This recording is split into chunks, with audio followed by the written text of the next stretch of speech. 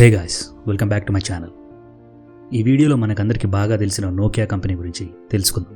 మీరు ఎప్పుడైనా Nokia phone వాడారా? నాకు తెలిసి ఎర్లీ 90s అండ్ 2000 కిడ్స్కి ఐడియా ఉండే ఉంటుంది. ఈరోజు స్మార్ట్ ఫోన్ ప్రపంచంలో రూలింగ్ చేస్తున్న యాపిల్, శాంసంగ్ లాంటి కంపెనీస్ కన్నా ముందు ఒక టైంలో నోకియా మార్కెట్ని కంప్లీట్గా డామినేట్ చేసింది. మరి ఈ లెజెండరీ కంపెనీ ఎలా స్టార్ట్ అయ్యి, ఎలా రేజ్ అయింది అండ్ ఎలా ఫాలో అయిందో ఈరోజు మనం ఈ వీడియోలో తెలుసుకుందాం.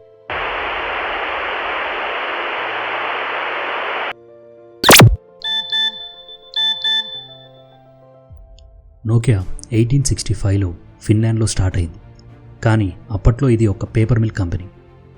లేటర్ 1960స్లో నోకియా ఎలక్ట్రానిక్స్ ఇండస్ట్రీలోకి ఎంట్రీ ఇచ్చింది. 1900స్లో మొబైల్స్ ఇండస్ట్రీలోకి వచ్చి రెవల్యూషనరీ ప్రోడక్ట్స్ని ఇంట్రడ్యూస్ చేసింది.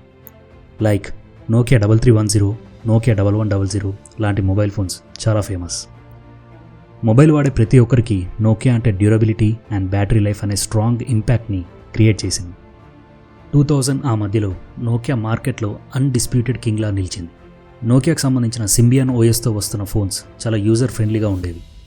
అప్పట్లో 40% మార్కెట్ షేర్ నోకియా దగ్గరే ఉండేది. Mobile games like snake game కూడా నోకియా ఫోన్స్కి యూనిక్ ఐడెంటిటీ ఇవ్వడమే కాకుండా ఫోన్స్ యొక్క బిల్డ్ క్వాలిటీ చాలా రగ్డ్గా ఉండడం వల్ల అందరికీ చాలా యాక్సెసిబుల్ అయ్యాయి. కానీ అసలు స్టోరీ ఇక్కడి నుంచే స్టార్ట్ అవుతుంది.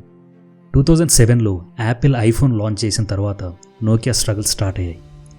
ఆండ్రాయిడ్ ఎకోసిస్టమ్ని అడాప్ట్ చేసుకోవడంలో డిలే చేసి సింబియాన్ ఓఎస్తో కంటిన్యూ చేయాలి అని డిసైడ్ అయ్యింది. ఈ గ్యాప్లో యాపిల్, శాంసంగ్ లాంటి competitors advanced technology, touch screens and యాప్స్తో మార్కెట్ని క్యాప్చర్ చేశారు. నోకియా స్మార్ట్ ఫోన్ ఇన్నోవేషన్స్కి క్విక్గా రెస్పాండ్ అవ్వడంలో ఫెయిల్ అయింది. On top of that Nokia CEO Apple iPhone లాంచ్ని చాలా లైట్గా తీసుకున్నాడు. సీన్ కట్ చేస్తే 2013లో నోకియా మొబైల్స్ డివిజన్ని మైక్రోసాఫ్ట్ ఎక్వైర్ చేసింది. కానీ మైక్రోసాఫ్ట్ ఇక్కడ ఒక పెద్ద మిస్టేక్ చేసింది. $500 fully subsidized with a plan. I said that is the most expensive phone in the world, and it doesn't appeal to business customers because it doesn't have a keyboard, which makes it not a very good email machine. Now, it may sell very well or not. We have our strategy. We've got great Windows mobile devices in the market today. You can get a Motorola Q phone now for $99. It's a very capable machine. It'll do music. It'll do internet. It'll do email. It'll do instant messaging. So I kind of look at that and I say, well, I like our strategy. I like it a lot. Microsoft ఓఎస్ని చాలా high ప్రైస్కి cell చేయడం start చేసింది. దీనివల్ల మార్కెట్లో ఉన్న mobile manufacturing companies అన్నీ open సోర్స్లో ఉన్న ఆండ్రాయిడ్ ఓఎస్ని అడాప్ట్ చేసుకున్నాయి. Also Microsoft OS user interface కూడా చాలా కాంప్లెక్స్గా ఉండటం, యాప్స్ కూడా ఆండ్రాయిడ్తో కంపేర్ చేస్తే చాలా తక్కువగా ఉండటం, నోకియా ఫోన్స్లో ఓన్లీ మైక్రోసాఫ్ట్తో రావాలి అని కాంట్రాక్ట్ చేసుకోవడం కూడా చాలా పెద్ద డిసడ్వాంటేజ్ అయ్యింది. మైక్రోసాఫ్ట్ అప్పటికే విండోస్ ఓఎస్తో పీసీ సెగ్మెంట్లో హైయెస్ట్ మార్కెట్ని క్యాప్చర్ చేసి టాప్ లీడర్గా ఉంది. బట్ మొబైల్ సెగ్మెంట్లో కస్టమర్స్ని అట్రాక్ట్ చేయలేకపోయింది.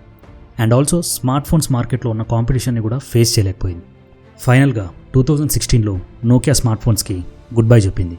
కానీ 2017లో హెచ్ఎండి గ్లోబల్ అనే కంపెనీ నోకియా నేమ్తో స్మార్ట్ ఫోన్స్ని లాంచ్ చేసింది. నాస్టాల్జియా బ్రాండింగ్తో కొంచెం పాజిటివ్ రెస్పాన్స్ వచ్చింది. కానీ మార్కెట్లో యాపిల్, శాంసంగ్, జియోమీ లాంటి ప్లేయర్స్తో కాంపీట్ చేయడం కష్టమయ్యింది. నోకియాకి లెగసీ కంటిన్యూ చేయడంతో పాటు కంప్లీట్గా కమ్బ్యాక్ చేయడం కూడా కష్టమైపోయింది. So Nokia rise and fall నుంచి మనం చాలా లెసన్స్ నేర్చుకోవచ్చు. మార్కెట్ ట్రెండ్స్ని మిస్ అవ్వకుండా ఫాలో అవ్వడం, కొత్త ఇన్నోవేషన్స్ని కేర్ఫుల్గా అబ్జర్వ్ చేసి ఇమీడియట్గా రెస్పాండ్ అవ్వడం, ఇలాంటి వాటి గురించి కంపెనీస్ ఫోకస్ చేయాలి. ఏది ఏమైనా మొత్తానికి నోకియా మనకి టీచ్ చేసిన లెసన్ ఏంటంటే పాస్ట్ సక్సెస్ వల్ల వచ్చే ఓవర్ కాన్ఫిడెన్స్ మార్కెట్లో చాలా డేంజరస్. ఈ స్టోరీ టెక్ ఇండస్ట్రీలో ఇప్పటికీ ఇన్స్పిరేషన్ అండ్ వార్నింగ్లా ఉంది. That's it from this video. మీరు నోకియా ఫోన్ వాడుంటే మీ ఫేవరెట్ మోడల్ ఏంటో కమెంట్ చేయండి. మరి ఈ వీడియో మీకు నచ్చినట్టయితే please like, share and subscribe. Next tech స్టోరీలో మళ్ళీ కలుద్దాం. Until then, good by.